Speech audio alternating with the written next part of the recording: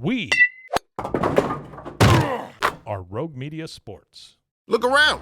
You can find cars like these on AutoTrader. New cars, used cars, electric cars, maybe even flying cars. Okay, no flying cars, but as soon as they get invented, they'll be on AutoTrader. Just you wait. AutoTrader. Walmart Plus members save on meeting up with friends.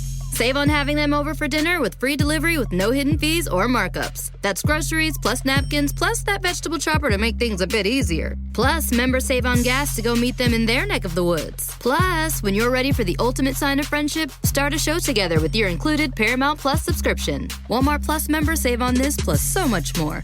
Start a 30-day free trial at walmartplus.com. Paramount Plus Essential Plan only. Separate registration required. See Walmart Plus terms and conditions. Hey, it's Matt Mosley, Doomsday Podcast, and on Sunday evening we had a chance to look ahead at the big matchup between the Cowboys and the San Francisco 49ers. Here is what both Glenn Stretch-Smith, Ed Werder, and I had to say about that matchup. Here you go. And the Cowboys will also ask this week the players at least consider not going to Mavs games or not going to concerts and things like that. Do you think that's a fair thing of the Cowboys ownership and coaches to ask of them? Yeah, well, and, McCarthy said the other day when I participated in his press conference that the hotel, the Intercontinental Hotel at the Star, has been made available for quite some time, and some people are taking advantage of that. And I think it would be a great thing if the players would, all just go check in and reduce the possibility of losing somebody of consequence, to in a playoff game because of COVID. It's a very real thing. It's a very contagious, obviously, variant right now with the Omicron. It's a concern for every coach and every player in the league. McCarthy said his first stop every morning is with trainer Jim Maurer to see who's tested and who's who's on the list and who's feeling well and who's not. And so I think that would be a way to alleviate a lot of the concern. And the players were willing to do it last year at training camp. So if you're willing to do it at training camp last year, why not do it now? Yeah, I was just checking there. I agree with you. Apparently, the players are saying that at the Intercontinental is under the IHG umbrella, and they would rather have Marriott points. Jerry's probably collecting all the points if he's paying all the bills. Maybe he should be. Okay. Oh, by the way, Intercontinental owns Holiday Inn, Candlewood, and Hotel Indigo. I don't know if you've ever seen Hotel Indigo. I've been in. That's a very chic place. Yeah, it's okay. They've got one in Waco, in fact, a Hotel Indigo, if you can believe that. We're near my campus. Okay, we can debate who is the better matchup, but just from a standpoint of confidence, I would say San Francisco will arrive feeling pretty good about themselves. Well, to put into context what you said about how unlikely it was that Jimmy Garoppolo would drive the 49ers on the road at the Rams, the length of the field, 87 yards for a game-tying touchdown, the analytics on that were that was less likely to happen than Tom Brady coming back from 28-3 down at halftime to win the Super Bowl against Dan Quinn and Kyle Shanahan, who, oh, by the way, will be involved in this matchup at AT&T Stadium next week when the Cowboys host the San Francisco 49ers. So that's how unlikely that was. And, Jimmy Garoppolo missed last week's game. They started Trey Lance, the first-round draft pick that they traded so many assets to acquire at the expense of Jimmy Garoppolo. A lot of people thought, they know he's going to take his position eventually. Some thought it might be now. Some thought he might get a lot of playing time because he's a running quarterback. But really not a lot of college experience. In fact, the fewest passing attempts of any quarterback drafted in the first year in the last 40 years, Trey Lance. But Garoppolo, to his credit, missed the game last week with a thumb injury. Comes back this week and did, just what you said, just led this incredibly unlikely drive in the fourth quarter and overtime to push his team into the playoffs and into this game against Dallas. So we talked about the risk that the Cowboys took. And so what they gained was they advanced to the third seed. which is important in that it means that they won't have to play Aaron Rodgers at Lambeau Field until the NFC Championship game, should they get there. But they will likely have to defeat Tom Brady in Tampa during the divisional playoffs for that to happen. So they probably have to go on the road and beat Tom Brady and Aaron Rodgers to get to the Super Bowl, unless somebody does it for them. Yeah, and that seems unlikely. And just to put a little bit more perspective on this, the betting odds have started to come out, and some of the main ones have the Cowboys as 3-point favorites. Now, of all the wild card games, that is the closest. Incidentally, there's no pick'ems or anything like that. That's the closest game, which makes you think that this, on a neutral field, this would be a pick'em type game, the way they would regard. And the Cowboys obviously have a better record than the 49ers do, but the 49ers, have some. Deebo Samuel was incredible today. I mean, they just got some really nice performances. They got a running back named Mitchell that I wasn't totally familiar with. He looks good. Elijah Mitchell. Yeah, Elijah Mitchell. That's the thing with the 49ers. I would say that this is a better matchup, in my opinion, for Dallas because they're a more traditional offense at the quarterback position than, say, the Arizona Cardinals if they had been forced to play the Cardinals again, and that was far the most likely scenario, was playing the Cardinals again, because the thing Dallas needs turnovers. They need Dan Quinn's defense to create turnovers. They didn't do that against Arizona, and Arizona to me is a bad matchup for them because that's what Arizona doesn't turn the ball over. They've tied the NFL record 6 games on the road without turning the ball over. So they do that, they take that away from you, and then they negate your pass rush because the quarterback's such a great athlete, you're afraid to rush him. That won't be the case against Garoppolo. Often his errors decide the outcome of San Francisco's games. In fact, the 49ers are 1-6 when Jimmy Garoppolo throws an interception, and they're 7-0 when he doesn't. But obviously they're a physical team. They got a great tight end in George Kittle. They're always going to be able to run the ball. That's what Kyle Shanahan's teams always do, just like his father's teams, Mike Shanahan's. They always run the ball. They're going to run it 40 times. And Deebo Samuel, you're right, he's a total freak. I mean, today, he's been running the ball like a running back. He's a thick-bodied wide receiver, thick hips, thick thighs, really tough physical receiver. And, not too long ago, he led the NFL in attempts per carry and in yards per catch in attempts per carry among running backs and in yards per catch among wide receivers. So he was incredibly productive in this unique way that Kyle Shanahan uses them. And to me, that's going to be the big challenge. But Dallas's athleticism will be a bigger factor in this matchup, in my opinion, than it would have been another matchup against the Cardinals. All right. And boy, I tell you, I hope, is that how you describe me to people? Thick hips, thick thighs? Is that thick skull?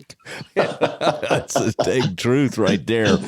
As we're recording this, breaking news is coming in, and so we want to let you know that we now know that the Cowboys and Niners will play Sunday at AT&T Stadium at 3:30. And that's a surprise to me. Yeah. So I'm surprised that they're not on Sunday Night Football. I'm sure it was a big fight. Don't you know it? Between NBC and Fox as to who would get that game.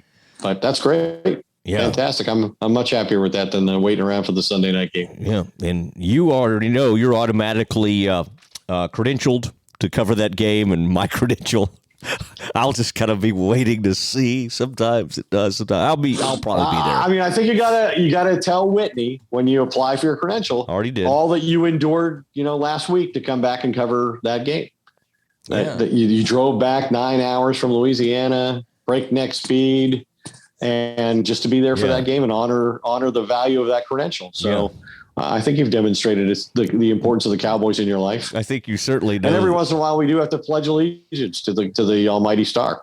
Yeah, that's fine. But you realize when talking about me, you don't want to use the phrase breakneck speed. Yeah, I guess not. You do that on a bicycle. Yeah, given my history. Okay. All right.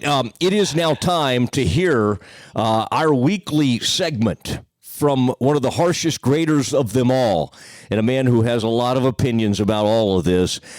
It is the time in the Doomsday Podcast where we talk to former Cowboys scout and coach, Glenn Stretch Smith. He's been all over a lot of things going on with Dak this year, some of the things going on with special teams. Stretch, welcome in.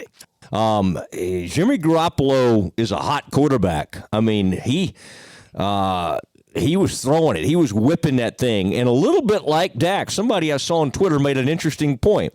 He's one of those guys that can be a little streaky himself. But, man, that guy is going to arrive next weekend with quite a bit of confidence. Were you thinking Arizona rematch was better for the Cowboys? And now that it's San Francisco, how do you think that matchup sets up for the Cowboys? Well, I think when you get in the playoffs, I mean, you've got to – bottom line is you're going to have to go play a really good quarterback. It's a quarterback league. All the quarterbacks, again, whether it's Stafford, whether it's, Murray, whether it's Garoppolo, you're going to have to go play a good one. I think I don't like the matchup a whole lot for the Cowboys because I do think that San Francisco runs the football really well. And when they can run the ball well, then that helps Garoppolo. You made or somebody you mentioned made earlier the comparison to Dak. I think, some of that is true. When they can run the football and he can play action off of that, it can give you some real problems. But I think the thing that scares me more than anything is Kittle, because Kittle can set the edge. He can block. He can threaten the deep middle, and he can hit the home run for you. So would I have rather played Arizona back in here? I would say yes. Do I think it really matters in the big scheme of things? It does not. You're going to have to go play a team that's got a good quarterback, and all of these teams offensively have a lot of different weapons, Matt. So I think that plays to the Cowboys' strengths right now, what the Cowboys are doing defensively. We didn't talk a lot about what they did last night, but I love seeing Deshaun Wright and Kelvin Joseph over the long corners, big corners. I mean, that was good to see those guys get some playing time. So I'm saying, hey, regardless of what the matchup is or who we'd like to see them play, I think that you're just going to have to continue to sharpen your game, and hopefully, you go get after Garoppolo and you can sack him some. He's not as mobile as those other guys. So I think that, that part of it plays into the Cowboys' hands a little bit. Stretch, volatile as always, but mostly toward me. And my continued lack of a haircut bothers him. I mean, he's like an old coach. I guess he was a coach and a scout, but he thinks I should at some point get a haircut. I don't have like an earring, or he seems like a guy to be mad at earrings. And have you ever thought about getting an earring? Did it ever occur to you? Have. Never did. I could see no tattoos, no earrings. Can you imagine that? No, yes, that's exactly what I would think of you. It is the Doomsday Podcast, and as we start to analyze this Sunday's game, again, Cowboys-Niners is going to be Sunday at 3:30. Oh, and how perfect that he can reflect on all those great 90s matchups in the NFC Championship game between the Cowboys and the 49ers. 3 matchups in the NFC Championship game in a 4-year period. The winner was the Super Bowl champion each year. Those were some great times for those two franchises. Yeah. They went on. I mean, in a sense, those were the Super Bowls. Those 3 matchups were the Super Bowls. First time since then. Now, they've had some memorable, the T.O. on the star, the George Teague. There'll be some interesting side notes to this one. But, Ed, you were on the scene for those huge matchups back in the day. Do you does this? I guess this conjures up some old memories. So, who do you immediately, having covered those games, do you immediately just think of the triplets?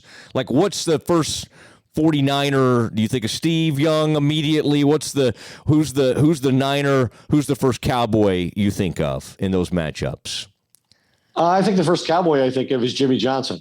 Oh, okay. Because of his bold comment about we will win the ball game, put it in 3-inch headlines. And then George Seifert the 49ers coach coming into town the next day for the game, and there was a press conference when they arrived, and somebody asked George Seifert about what Jimmy had said, and George said, well, he's got balls, and tomorrow we'll find out if they're brass or paper mache. And so, yeah, one of the great exchanges between two coaches who were about to, lead their teams into an NFC championship game that you've ever had. And the Cowboys, winning the game out there in 92 under such adverse conditions in a situation where nobody really expected it to happen. And, then Jimmy, that's when he blurted out how about them Cowboys? And that became a moment. The Cowboys, losing Ken Norton in free agency to the 49ers at the height of this rivalry, then stealing Deion Sanders away, the Deion Sanders-Michael Irvin matchups in those games, the boldness in 92 of Norv Turner to throw the ball off his own goal line, unlike what the Giants did today. Throw the ball off the goal line to Alvin Harper instead of running two quarterback sneaks from your own 4-yard line, but throwing a post to Alvin Harper for 80 yards to clinch that game and send the Cowboys to that first Super Bowl. Yeah, a lot of great memories of those rivalries and being out of Candlestick for the first time and just kind of being awed by the whole, 49er experience out there and covering these championship games for the first time in my career. It was incredibly memorable and made a huge impression on me about how much I love the game and, kind of set the stage for my whole career, in my opinion. Yeah. It launched Ed Werder. I'm the best thing to come out of that rivalry. I think that's where we've arrived. Who was the guy that was in charge of Candlestick? Was it George Toma? Toma, yeah, the grass god, the sod guy, the sod guy. Yeah. That place was, what's funny is he had the greatest reputation in the world, and that place was always such a mess. But it wouldn't have been playable if it weren't for him. George Tome is the only one that could make that thing. All right, a little correction here. We assumed that maybe Troy and Fox would have this thing. It's actually televised on CBS. It'll be really? It'll be on CBS, Paramount Plus, Amazon Prime, and Nickelodeon. Do not forget about the Nickelodeon broadcast where after scores... Somebody's going to get slimed after this game. They'll get slimed. They'll let Nate Burleson and whoever participate in all that. But this will be a CBS game, which obviously means Nance and Tony Romo will be on the scene. It was going to be a former Cowboys quarterback either way. It just happens to be the CBS crew. That's funny, Ed. I was thinking like you. You think Cowboys, Niners, NFC, Fox, late window. Yeah. No. I don't know. I don't know what.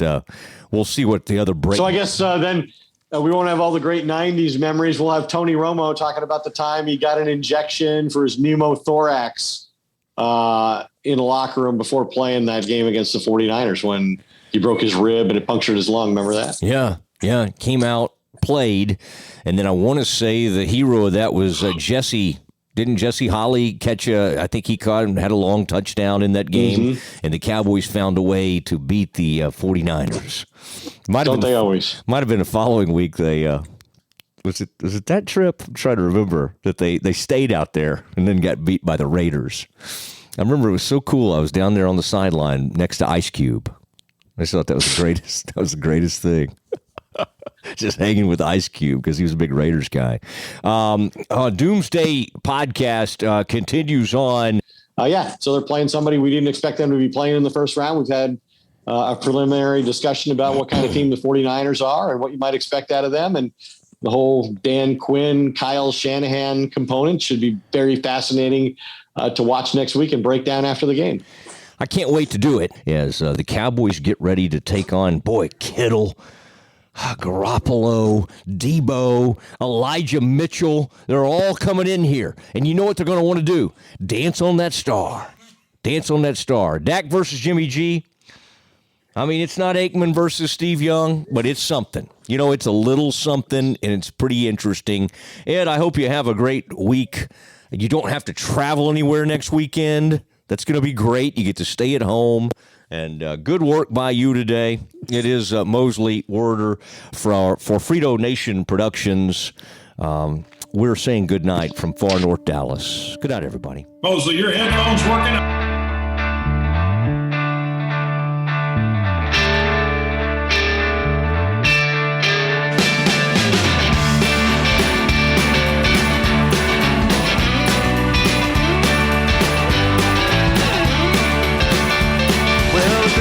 Lights are shining, stockings have been hung.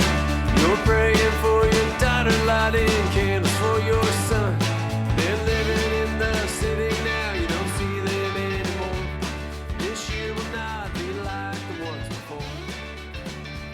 And the streets are all but empty, the bars have all shut down, and it's hard to find a friend inside this Walmart Plus members save on meeting up with friends. Save on having them over for dinner with free delivery with no hidden fees or markups. That's groceries, plus napkins, plus that vegetable chopper to make things a bit easier. Plus, members save on gas to go meet them in their neck of the woods. Plus, when you're ready for the ultimate sign of friendship, start a show together with your included Paramount Plus subscription. Walmart Plus members save on this plus so much more. Start a 30-day free trial at walmartplus.com. Paramount Plus Essential Plan only. Separate registration required. See Walmart Plus terms and conditions. Hey, it's Mark Goodman. And I'm Alan Light. On today's podcast, Record Store Day founder Carrie Colleton is joining us to discuss the April 20th RSD special releases. Plus, we'll talk live with our audience, the Sound Up Pod Squad, and find out who still listens to vinyl. And some updates from the Beatles universe. Oh, good. Sound Up with Mark Goodman and Alan Light, the only music podcast that matters. Get it on Pandora, Spotify, Apple Podcasts, or wherever you get your podcasts.